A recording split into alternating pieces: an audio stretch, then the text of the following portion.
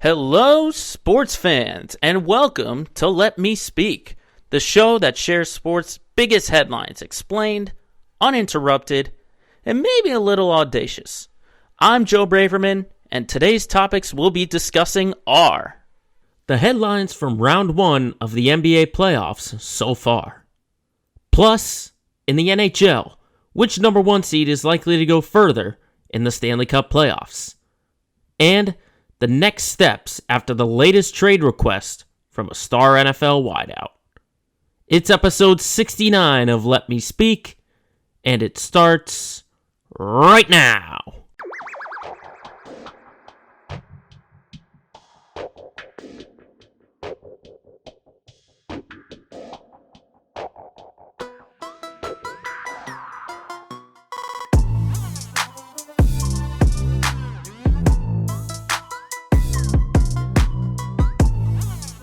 Hello again, everybody, here on Thursday, April 21st, 2022, the 69th edition of Let Me Speak, coming right at you. Thank you, everyone, for tuning in. I apologize for the unexpected week off, just some scheduling conflicts, obviously, with the new radio job over at WEEI, and plus the other side gig that I have. So just not enough time to get a podcast episode for that week, but we are here.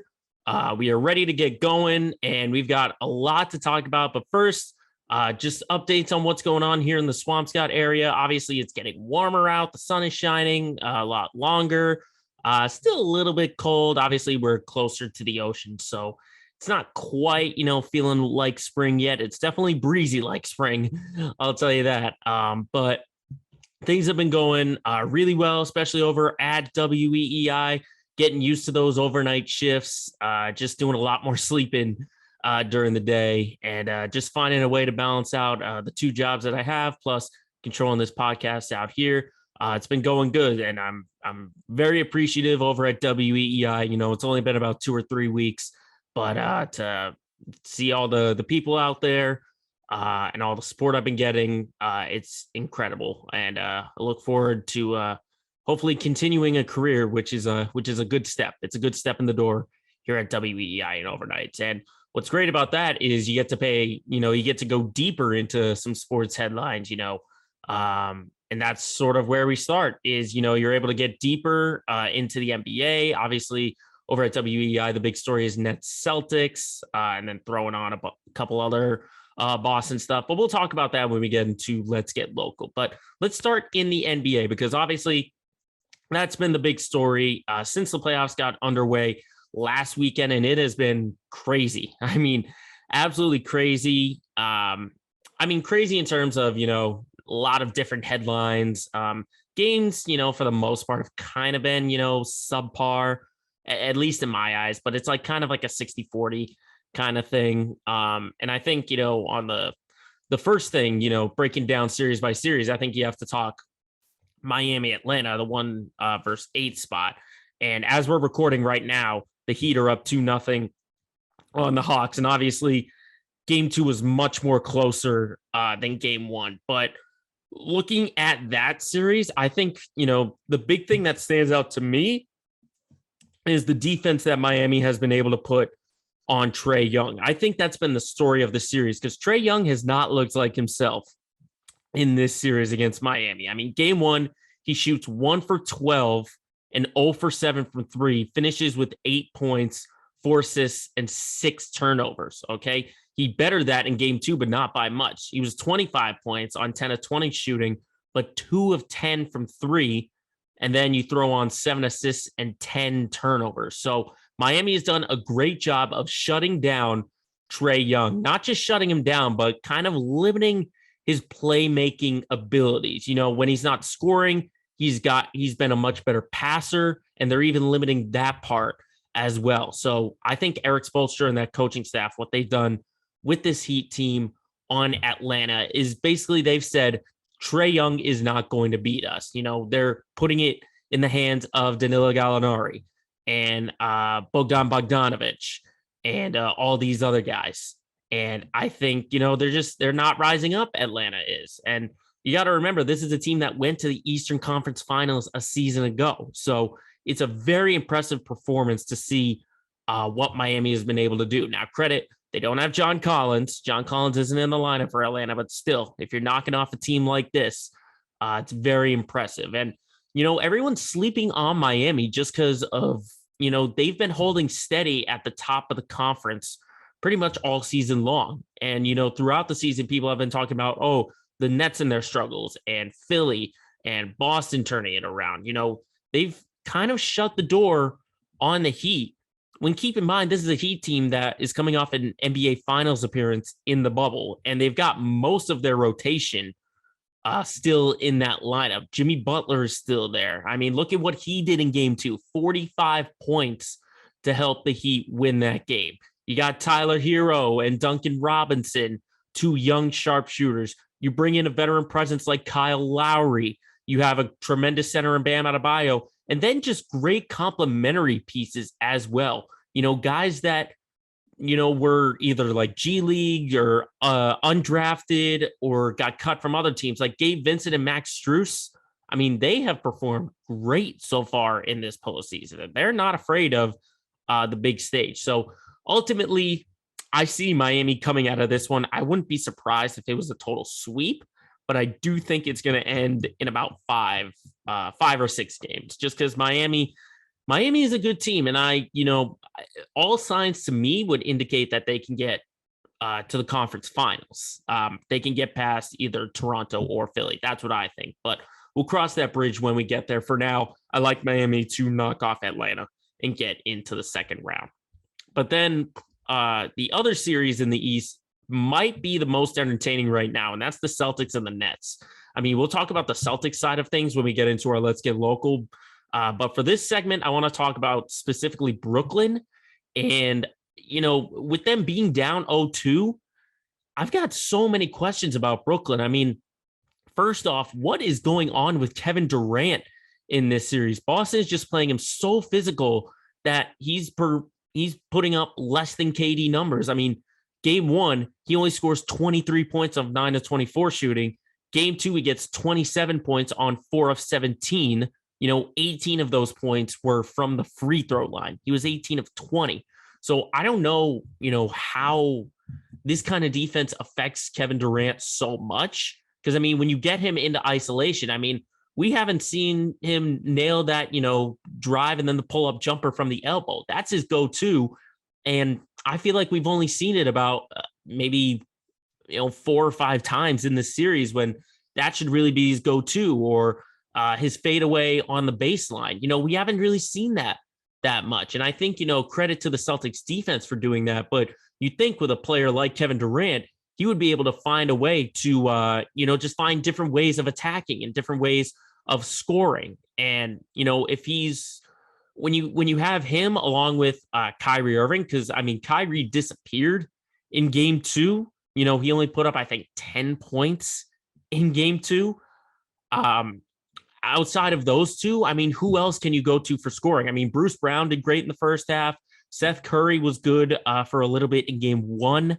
Andre Drummond was a good presence down low for most of the part in game 2, but I don't know what's going on with Brooklyn. I mean, it just looks like they're relying too heavily on their 2 superstars, and the playmaking ability is just not there. It's not there with Durant. It's not there with Kyrie.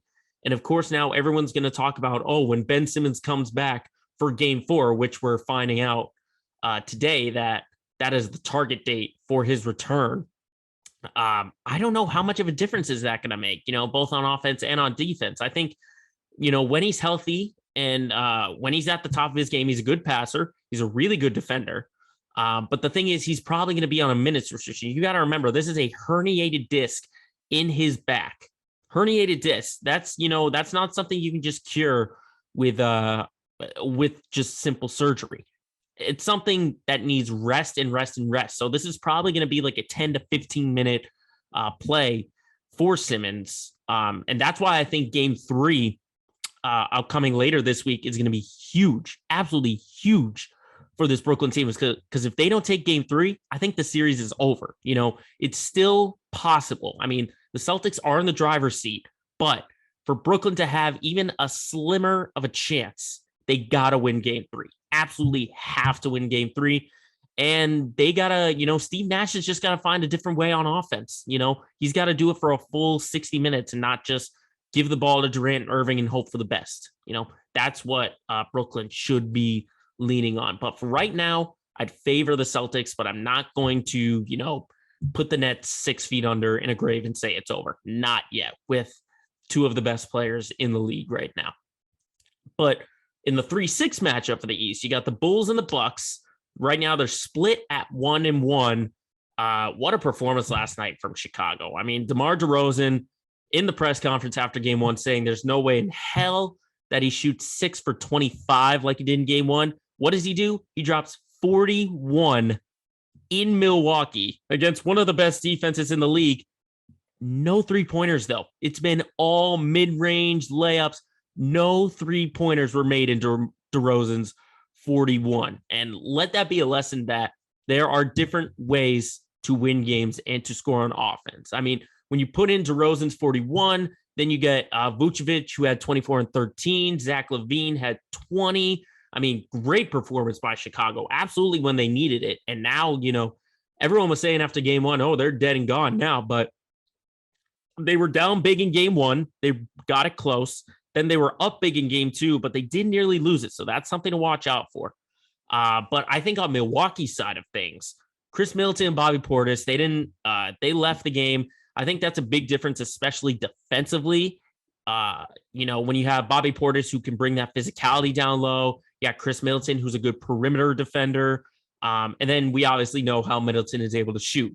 But there's just little tiny things, I think, from Milwaukee that they need to clean up on. I mean, they were 20 of 31 on free throws. You make a few of those, it's a much closer game.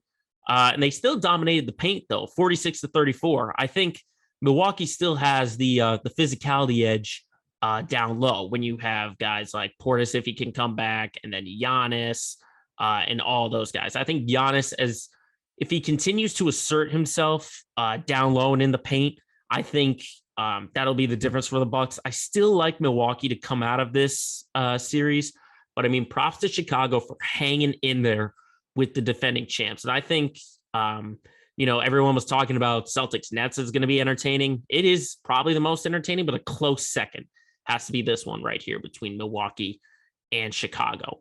But then the final series in the East is looking like a runaway right now. Philly and Toronto. And what a game last night in Toronto, Canada, in the Air Canada Center. Joel Embiid, game-winning turnaround 3 in overtime, knocking off the Raptors. But what I want to look at in this series is, I thought last night was a really, really crucial game, not just because, you're changing home courts and we know how the crowd gets in Toronto, but, no Matisse Thybulle, which means the defense takes a little bit of a hit, and you could see it last night. Defensively, how they were able to, Toronto, that is, they were able to stay in the game and get some big contributions. But when you've got Joel Embiid, you don't got to worry about his production when he's healthy and he's on the court. I mean, 33 and 13 last night, exactly what you're getting. And hopefully Embiid can just stay healthy and stay on the floor, because that's one of the things that's been prohibiting the 76ers from success. Now, there is good news and bad news when you look at this series on Philly's side of things. You've got the good news is Tyrese Maxey has been unreal, and a great surprise. And hopefully he can be that third scorer. And I think he's going to have to be that third scorer, especially with the lineup that Philly has, when really outside the starting 5, it's really no one else. I mean, Maxey putting in 38 points in game 1, having a near triple-double in game 2. I think that helps out so much when you have Maxey, and then you could maybe plug in Tobias Harris for 15 or other guys like that. But that's the good news. The bad news is James Harden just still doesn't look like himself. Offensively, he's just not the same guy. I mean, come on, 19 points last night. This was, when they made the trade with Brooklyn to get James Harden, they were expecting, 30-point triple doubles with James, but he hasn't been shooting well. He's still passing the ball great, but just offense and turnovers has been the one thing to really watch out for. And I do think Philly gets out of this just because they're overmatching Toronto right now. They're overmatching the Raptors. But when you get to the second round and you got to play a team like, maybe a Miami, or you got to go deeper and play a Boston or a Milwaukee or Chicago or Brooklyn, can you go back and forth on the offensive side of things, or do you put all the weight on Joel Embiid? That's going to be the question. I do think Philly does get out of this, but I think it's something to watch for when you get later on into the playoffs about Philly. What can James Harden do, and can he turn things around? Because we've seen throughout his career, postseason is, nowhere near to what he does in the regular season.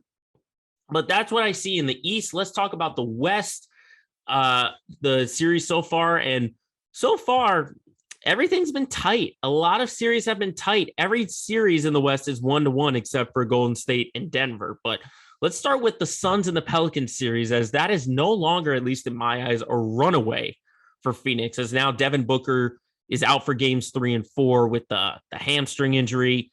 The series is tied 1-1 after a tremendous showing by New Orleans, I would say, in game 2. I mean, you got the two top scorers, Brandon Ingram, 37 and 11, CJ McCollum, 23 points, 9 assists, 8 rebounds in game 2.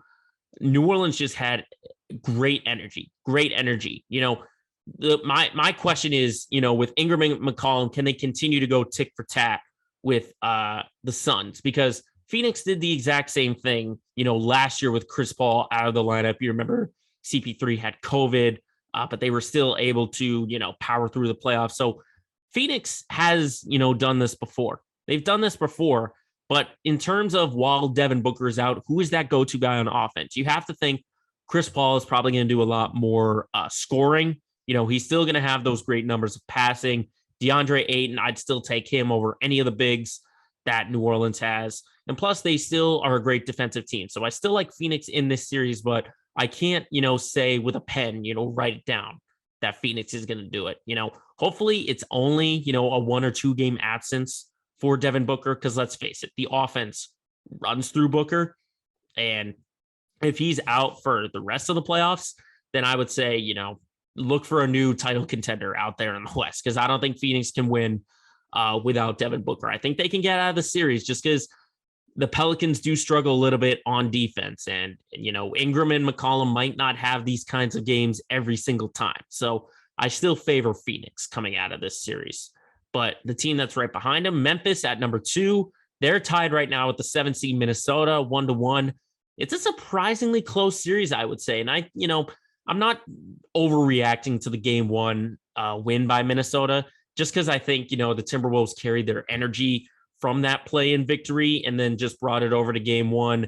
And then in game 2, you saw Memphis really blow open the doors in the second half. And, it's still a relatively young Memphis team. They have a lot of limited playoff experience. I think you got to go back to Kyle Anderson, who's the vet of that team. And he's had playoff experience with the Spurs early in his career. But defensively, again, finding their groove, holding the leading scorer for Minnesota to 20 points. That was Anthony Edwards.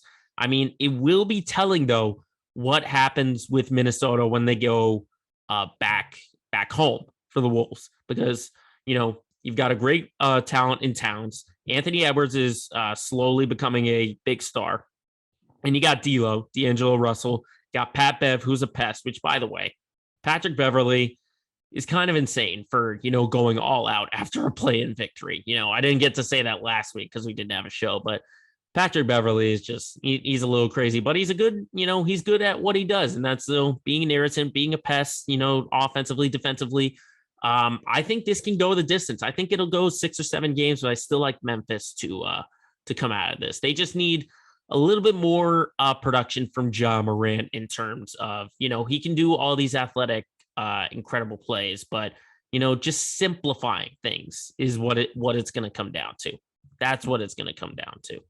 But I would say between the Warriors and the Nuggets, which is the next series we'll talk about, I'd say the most impressive performance that I've seen so far in the playoffs has to be from Golden State.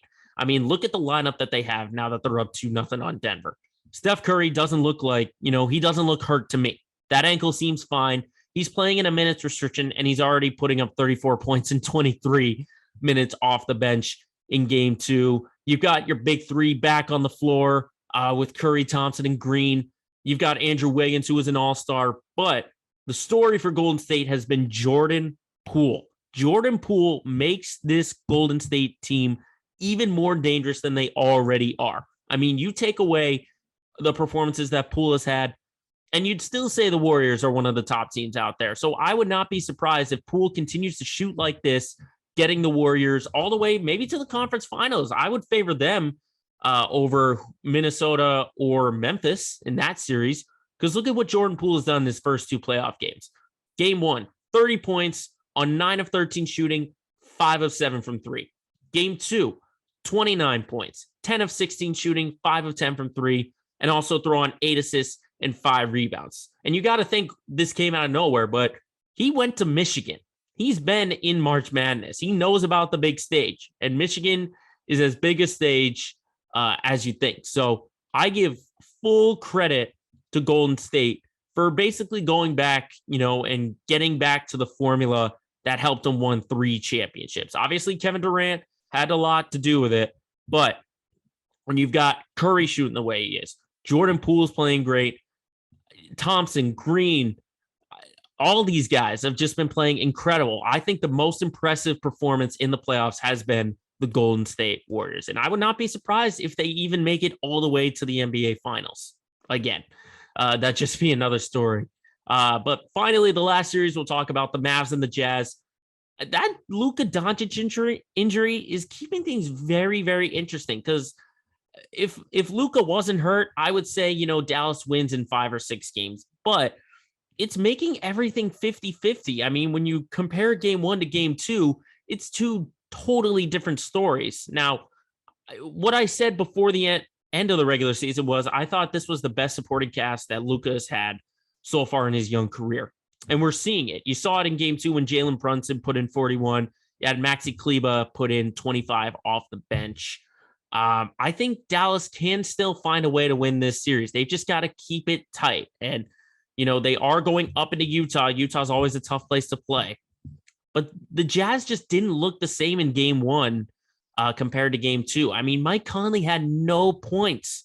Rudy Gobert only had 8 points. This offense just didn't look the same, in game 2 as you compare it to game 1. And I don't know if that's, an internal thing, if Donovan Mitchell, is taking too much of a load, or if he thinks he has to do too much. But you still have Bojan Bogdanovic. You still have Jordan Clarkson coming off your bench. Those pieces, this is a team with, that core went, was the number 1 seed. They were the number 1 seed at one point. So I don't know what it is about Utah.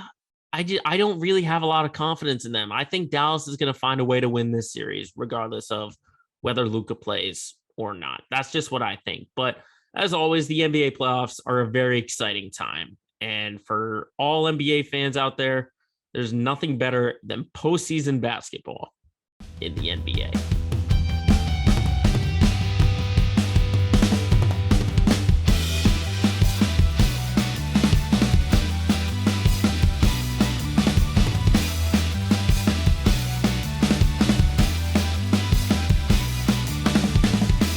Now, the NBA won't be the only league that's in their playoffs. The NHL is slowly closing in on getting into the race for the Stanley Cup. There's about a week and a half left in the regular season, and so far, most playoff spots look locked up, I would say. Just looking real quickly at the standings, everything in the East is locked up. It's all about positions now. In the West, there's still a lot of teams available for those wild card spots. Just looking right now at clinching, everyone in the Central is clinched. The Flames right now have clinched a playoff spot. The Oilers, the Kings, the Predators, the Stars, the Golden Knights, the Canucks, and the Jets still remain in the race for the playoffs. I think the Jets are going to be eliminated at some point. But right now you've got the Preds in that first wild card spot at 93. And you got the Stars at 91, the Golden Knights 89, Canucks at 87. So it's still totally up in there, up in the air, I should say. But for this week, I want to talk about the top 2 teams right now in each conference. It's the leaders in the East, the Florida Panthers, and the leaders in the West, the Colorado Avalanche. It seems in the standings right now that they've locked up, the top spot in their conference. You got the Panthers right now with 116 points. They're 8 clear of Toronto, the next closest team. And meanwhile, for the Avalanche, they're also at 116, and they've got a good 12 points ahead of the Flames, and they've already clinched the best record in the conference. So it's looking like we know who the top 2 teams are going to be in each conference. But what I wanted to pose is really which team I think could go deeper. And when you look at what the Panthers and the Avalanche have been doing, I think they're both playing great. And obviously, to start on the Panthers side of things, they've been rolling, the closer we get to the playoffs. I mean, they've won 11 straight games, 14 of their last 15, in that 11 game winning streak, they've had 4 overtime wins. And we know what this team's foundation is. It's just great offense. And they've got a ton of great guys. They're leading the league at over 4 goals a game. Obviously, Jonathan Huberdeau leading the charge as he's leading the entire league with 81 assists. And he's second in the league with 111 points. The thing that leaves me skeptical, though, about Florida is just the defense. The defense that they have just leaves some room for questioning because they're outside the top 15 in penalty kills. So special teams, it's a little tight in there. And plus, when you look at the entire standings right now, I think compared to the West, it's tougher and it's tighter for the Panthers to even go deep. I mean, the way they're slated right now, they'd be playing the Washington Capitals in the first round. And the Capitals are no slouch. It just takes one series to get Alex Ovechkin in that team to get hot. But when you look at everyone else in the East, you've got the Lightning, the 2-time defending champs. You got the Bruins down the wild card. Obviously, you got the Hurricanes, the Rangers, the Penguins, and then even throw in the Maple Leafs, who are in second. So I think it's tougher and tighter for the Panthers to really go deep.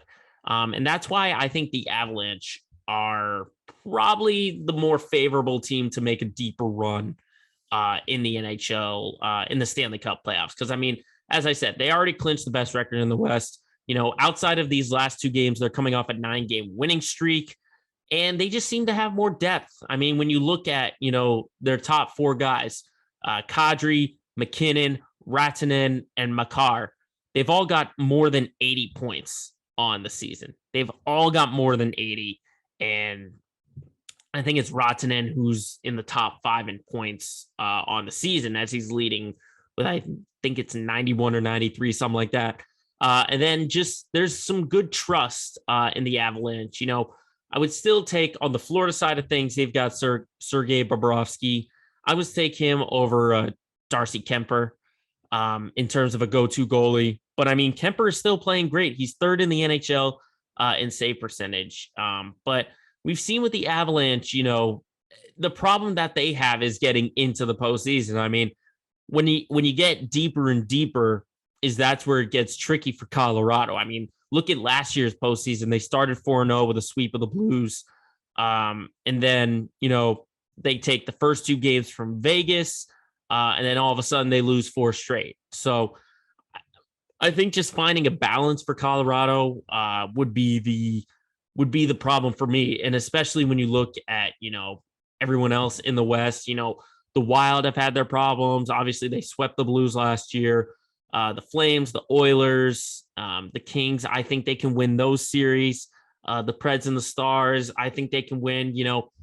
To answer the overall question, I think the Avalanche have the better chance of going deeper as compared to the Panthers, just because I think the Avalanche have more depth, and plus it's an easier conference in the West as compared to the East. But I do like these 2 teams. It'd be hard for me to say right now that they'd be, the favorites for the Stanley Cup, just because I think, you've got teams that are getting hot, like the Bruins have been getting hot in the last second half of the season. And plus they're starting to get a little bit healthy. You've got the Lightning who know all about postseason success. You've got the Hurricanes who could play just as well on offense as Florida. I think the Panthers have a harder road. I think they've got a harder road to get into the Stanley Cup as compared to the Avalanche. But I will be monitoring the last couple of games left in the NHL season because it's going to get tighter and tighter. And you never know who is going to come out on top as you get into the Stanley Cup playoffs.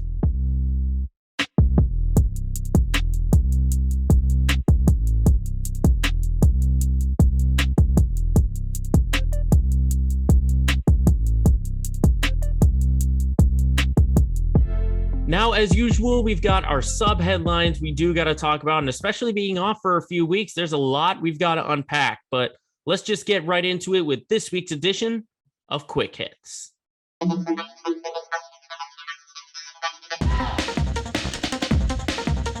And starting in the NFL, we've got another player asking for a trade, which could pile on to the even more crazy movement that we've seen in the NFL offseason. That is Deebo Samuel asking for a trade from the San Francisco 49ers. Now, when I first heard about it, I thought it sounded a little crazy to request a trade from a team that were Super Bowl runner-ups, in 2020 and made it to the NFC Championship in 2022. So that was my first instinct of thinking, what are you doing requesting a trade from this team? But I see two issues. Obviously, one is money. He's on the last year of his rookie contract, and when you're seeing Tyreek Hill, Devontae Adams, get the kind of money that they're getting, that he would want to be paid the same. And especially, Deebo's situation is tricky because he's part wide receiver, part running back. So you're not sure exactly where to, where he categorizes. Would you put him on the running back side of things, or would you put him on the wide receiver side of things? So I think part of that is something that I think the 49ers can work it out. It's not like a Rodgers or any kind of situation where you think it's long gone and it can't be refurbished. That's, money is one thing. I think the other thing is also the quarterback situation. We still haven't heard from San Francisco, who is going to be the guy. Is it still, they're still leaving the door open for Jimmy G just because no one's taking him with the offseason shoulder surgery. And then, hearing reports about Trey Lance not being, what the 49ers thought he would be looking at it in the offseason. So I think just, that instability, that inconsistency is also another thing that Deebo's looking at. But if they were to trade him, I could see a lot of teams that could use him. We're hearing reports about the Jets and the Lions being involved.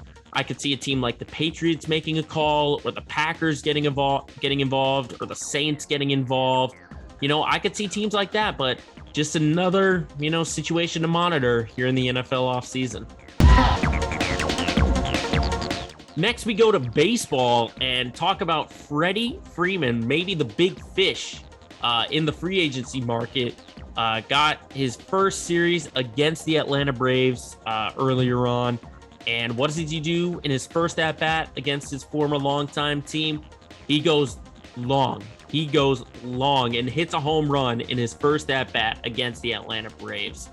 Unfortunately, the Dodgers did not win that game, as former Dodger Kenley Jansen got the save for Atlanta. And right now, the Braves are looking at 6-8. So in the immediate future, letting Freeman go hasn't really paid off in Atlanta side of things. But for the long-term future, they got what they wanted. They've got Matt Olson, who could be a guy for a long time as compared to Freeman. He's in his 30s. He probably has maybe, that 6 years on his contract with LA left. As compared to Olson, you could give him a good 10 to 12 years, still left. But so far, as I say, in the immediate future, Freddie Freeman looks good on his new team. He looks good in Dodger blue. So far in 12 games, he's batting .333, and he's hit 2 home runs and 7 RBIs. So I think the Dodgers, the Dodgers are playing great. They have the best record in baseball so far. But in terms of, this situation itself, it's got to feel good for Freeman to kind of stick it to his old team. He's saying, no, you don't want to bring me back? Well, look what's going to happen. I'm going to put success on with my new team. So props to Freddie Freeman for getting a tiny bit of revenge against the Atlanta Braves. In sticking with baseball, though, you've seen a lot of heated moments early on, and the latest one has been between the Reds and the Pirates. And it's Cincinnati side of things. They got a little bit of beef with San Diego's new first baseman, Luke Voit. If you missed it, there was a big collision between Voit and Stevenson. Stevenson was left with a concussion after that collision. Now, when you first look at the video, it's really 50-50, at least in my eyes. When you see it in real time, it's bang, bang. It doesn't look like there's, intent from Voit. And it looked like the way the throw was from left field that Stevenson, the catcher, had to go out to make the play. So he kind of stepped into the line of fire. But then when you go into the slow-mos and you get into other angles of it, the replay showed a lot of intent. When you see Voit with his hands in his arms, kind of, with it up, trying to knock it. I mean, you see it, with his forearm, his hands, his elbow, getting in there. And he could have been trying to knock the ball out with a collision like that. But just the intent, I would favor Cincinnati side of things if you were to take sides on the argument. With Cincinnati, basically, you lost your catcher. You lost one of your catchers because he's on the IL right now. He's on the 7-day concussion IL because of Luke Voit. And you got to remember, Voigt's a big guy. 245 when he makes a collision like that. That's a lot of weight and a lot of power coming at you. So I can see Cincinnati side of things. And is it a dirty slide? No, I don't think Luke Voit is a dirty player. But just the intent, I think is dirty. And I'm not going to label Luke Voit as a dirty player, but it was just a dirty play on his side of things. Back to basketball really quickly. One of the more shocking announcements came last night, at least in my eyes, and that is Jay Wright retiring as head coach at Villanova after 21 seasons. And that I was shocked. I was very surprised to hear about Jay Wright retiring because there were no implications that Wright was going to leave. I mean, Villanova made the Final Four last year. Wright had won 2 national championships already with the Wildcats. I mean, I was shocked. I don't know if it's something internally or if Jay Wright kind of just, sat back and kind of similar to Coach K said, you know what, I've done all I can do. I think it's time for me to step back. So I will probably hear more about Jay Wright, about, what led to his retirement. Maybe if he wants to go for a bigger job, if there's something in the NBA that could be opening up, I'm not sure about that, but I am very surprised to see one of the better coaches in the modern day NBA or in the college game. I'd put, Coach K, Roy Williams, in terms of coaches, in the 21st century. Very surprised to see Jay Wright step away from Villanova after 21 seasons with the Wildcats. And then finally, to wrap up this segment, the 6th version of the match presented by Capital One was announced for June 1st in Las Vegas. And we know the matchups are going to be sort of a battle of generations. You got Tom Brady and Aaron Rodgers on one team. On the other side, you got Josh Allen and Patrick Mahomes. Now, you got a lot of different, storylines. I'm okay with this. I mean, I would have loved to have seen, a PGA Pro or someone who's good involved with this, like a Bryson DeChambeau, maybe a Phil Mickelson, a Brooks Koepka. Obviously, Mickelson is a whole nother story with all the controversy he's got. But, you've got these sub-headlines. You've got the 2 quarterbacks who probably put on the game of the year, or maybe the best game in the last 3 or 4 years, I would say, on the same side of things. So that the questions about that game are going to be a fire. Everyone's going to be asking Tom Brady about retiring and Aaron Rodgers about his decision with Green Bay. And you're already kind of seeing it. Tom Brady's already talking smack to Josh Allen, kind of revisiting his times talking smack to Buffalo like he was during his time with the Patriots. So, I do think it's going to be entertaining. I'm okay with this version of the match, but would I have loved to have seen, something better? Would I have loved to have seen Tiger pair up with Patrick Mahomes, or maybe get Peyton Manning back in there, or Steph Curry back in there? Yes, but for this pairing of the match, I am perfectly okay with seeing this take place on June 1st. And that once again wraps up another edition of Quick Hits.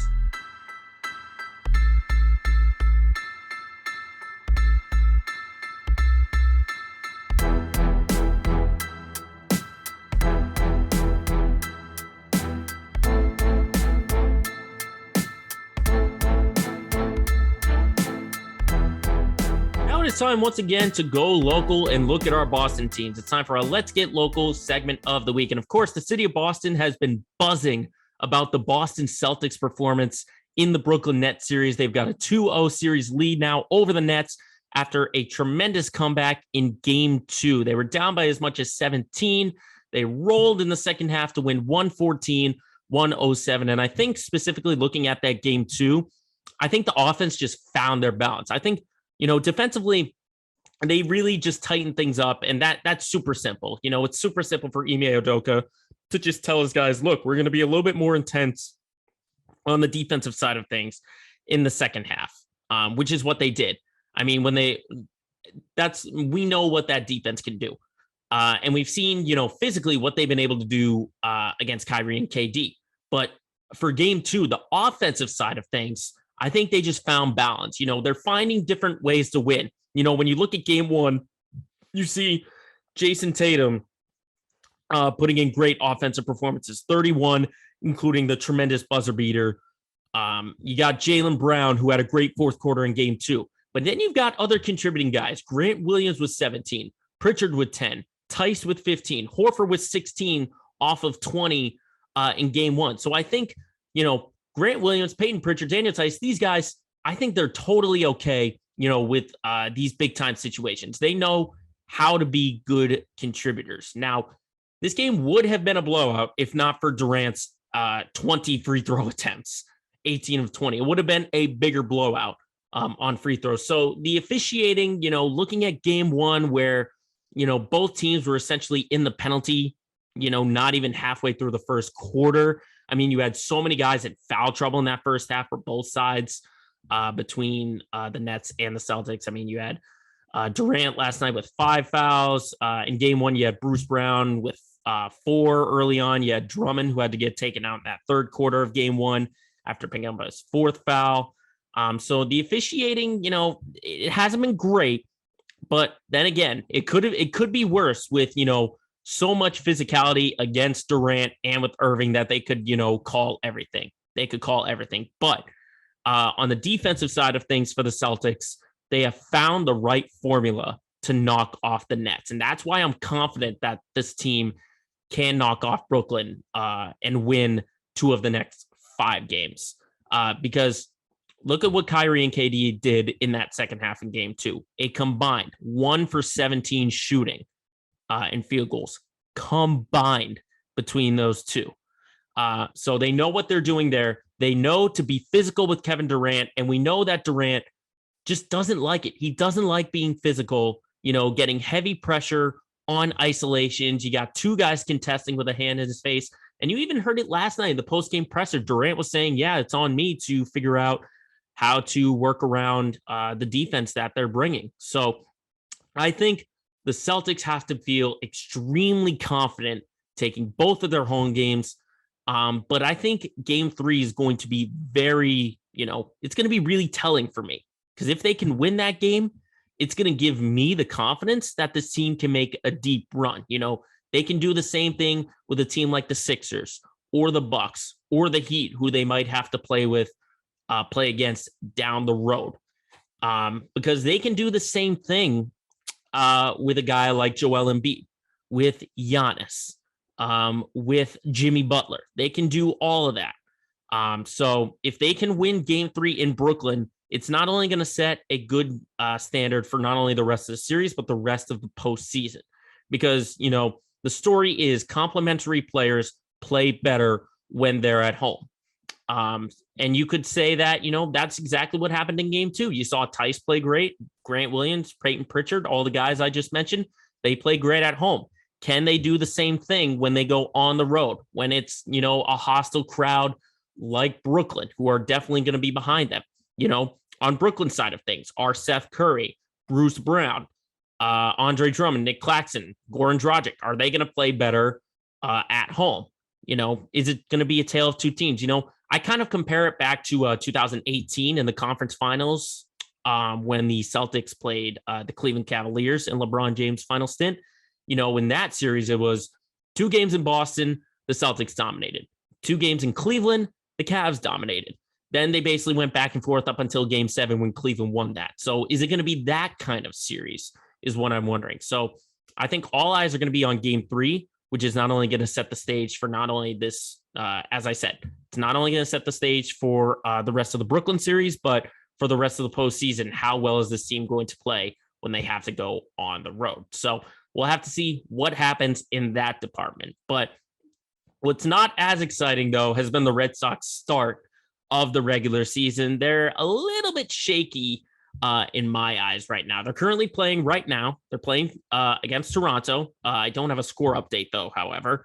But so far, they are 6-6 to start the season. And honestly, pitching, it's probably the most worrisome to me. And, it was the most worrisome, entering the season. So can't say anything has changed. I mean, you've got most of the starters.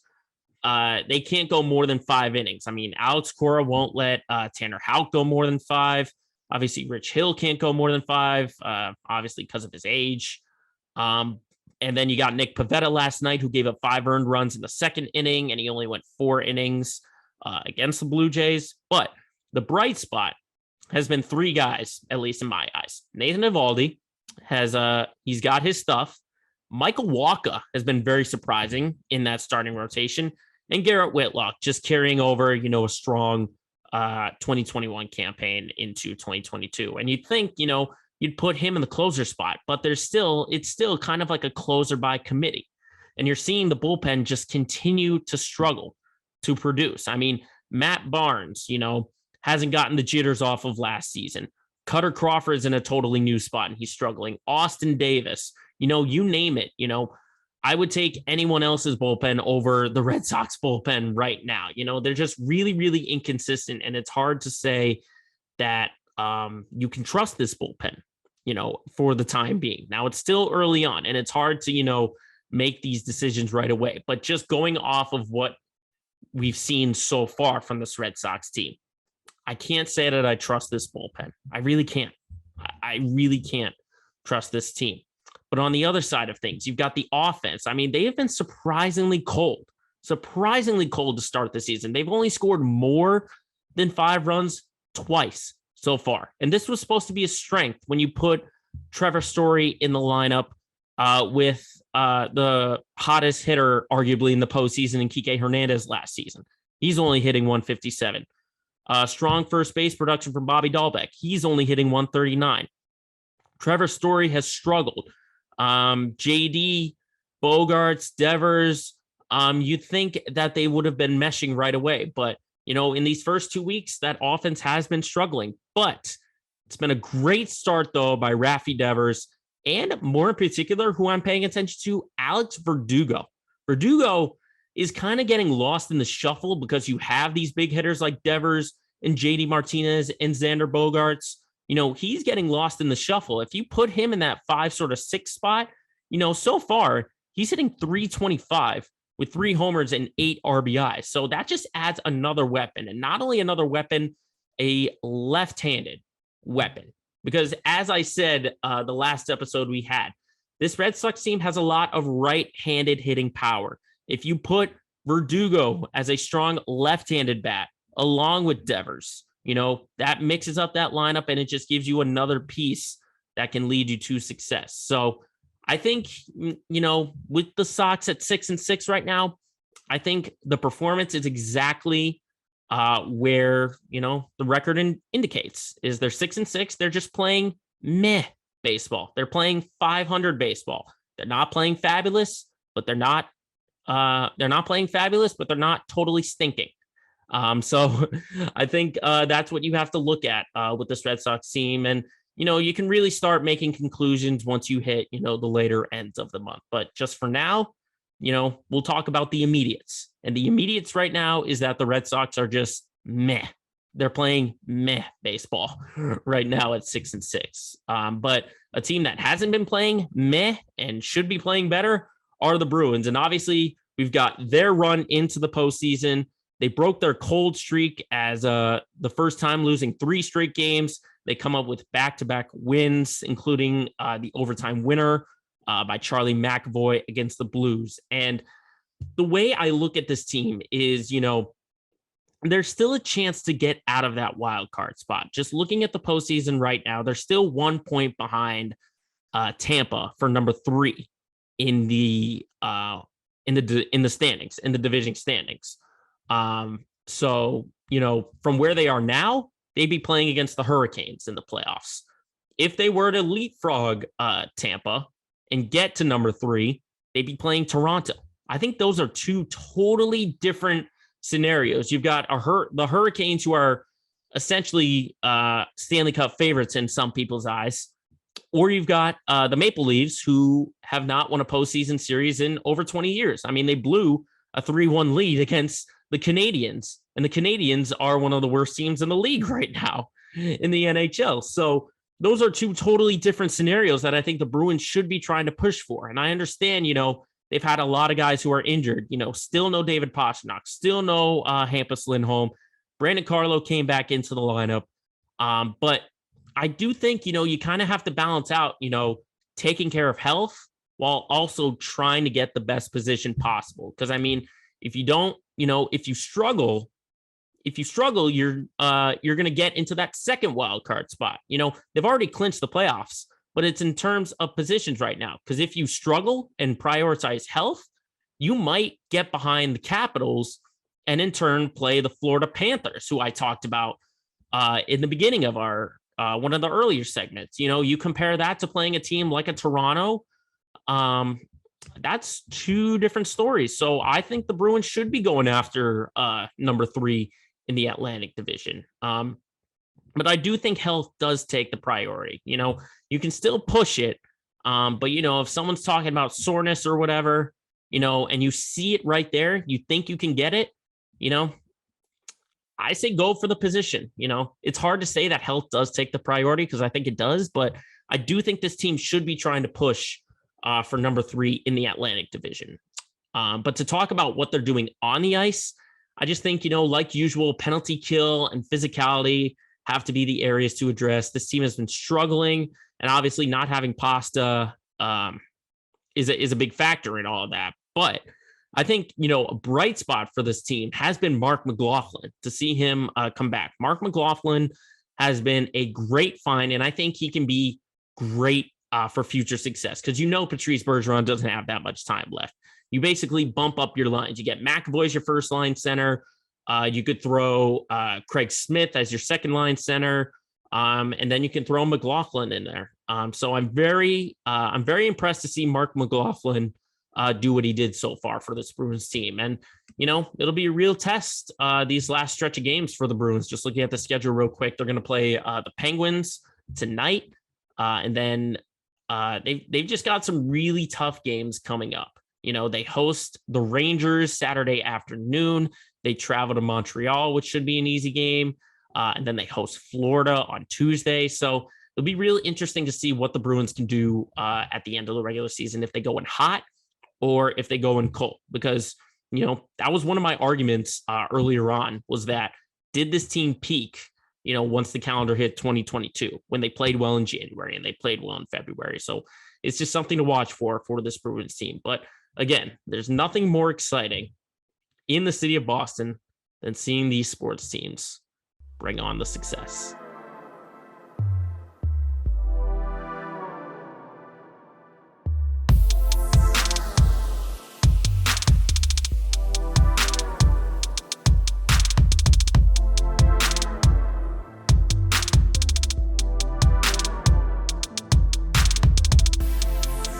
To end our show, as we always do, we look at our LOL moment of the week. And we're actually sticking in the Boston area for this one, as last night, through all the intensity and the physicality of the NBA playoffs, there was one moment that made a lot of fans just burst out and laughing. So this week's LOL moment of the week goes to Marcus Smart and Jaylen Brown. So you'd think with a team playing as well as they did, the Celtics that are, they would just be all intense and focused on playing defense and scoring the basket. But there was a moment, it might be unintentional on their eyes, but just, that's intensity of the playoffs right there. So it was a priceless reaction looking at this during game 2. It was later on, the Celtics looking to just put a dagger in it, and Marcus Smart had a great finish at the basket, throwing it up with his left hand. And when you look at his reaction, he's holding up that left hand, similar to Shaquille O'Neal, what he used to do, and look at his hand. He's kind of pointing at it, saying, I did it with that, did it with that. But what made it laugh was Jaylen Brown coming into the picture, and he grabs Smart's hand, and he's looking at it too, just in awe of what they did. And when I saw this in live action, I was bursting out laughing. I was like, oh my gosh, that is hilarious.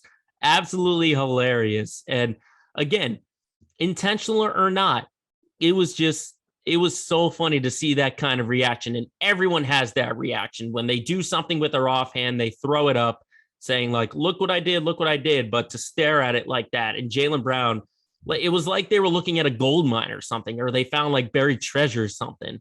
But I mean, this is a Celtics team. We know that they're not short on confidence, especially Marcus Smart. Marcus Smart is nowhere near short on confidence, especially after winning Defensive Player of the Year. I mean, when you look at it entering the TD Garden, he had a robe on, like boxers play. And in the back, it said DPOY. So we know that this guy and this team is full of confidence. And we saw it with the reaction, throwing up the left hand. Jaylen Brown coming in, he might be maybe the second most confident player.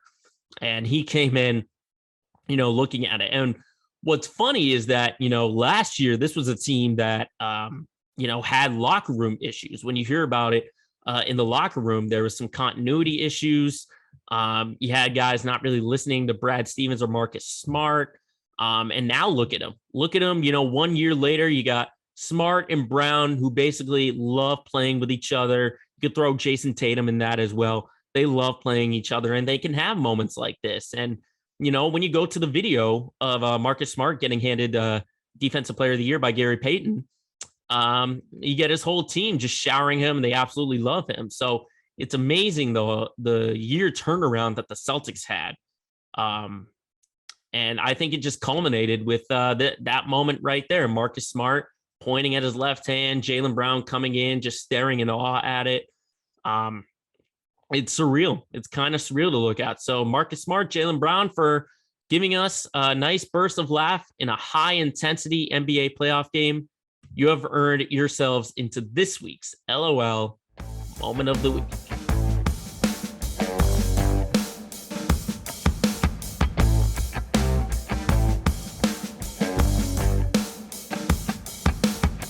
So that wraps it up for this edition of Let Me Speak. Thank you, everyone, for tuning in. If you're listening to us on Spotify or Apple Podcasts or watching us on YouTube, make sure, as always, you follow our pages on social media, Twitter, Facebook, and Instagram. All you got to do is search Let Me Speak Podcast.